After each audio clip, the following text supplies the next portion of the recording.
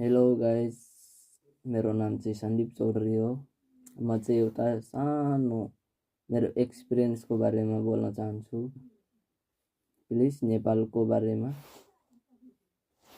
म चाहिँ फिलहाल इन्डियामा काम गर्थेँ। 2 वर्ष किचनमा गरेँ, कन्टिनेन्टलमा।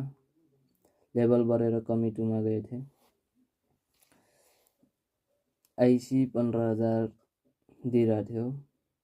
बिरामी भएर म चाहिँ घर आएँ। घर आएपछि उता किन जानु र, यतै काम मिल्छ भनेर यता रेस्टुरेन्टमा काम खोज्नको लागि जब सेन्टर गएँ। जब सेन्टरमा 550 को फर्म भरेँ र 25% पनि दिनुपर्ने रे जब सेन्टरलाई। पहिलो महिनाको गरेँ। अनि यसो यताउता गर्दाखेरि काम त मिल्यो। स्यालेरी गरे 13,000 गरे। अब 13,000 ले के हुने हो, त्यही पनि त्यहाँ दिने रे। साथी हो, नेपालमा यस्तो छ हालत, को गर्ला? प्लिज कमेन्ट गरिदिनु होला।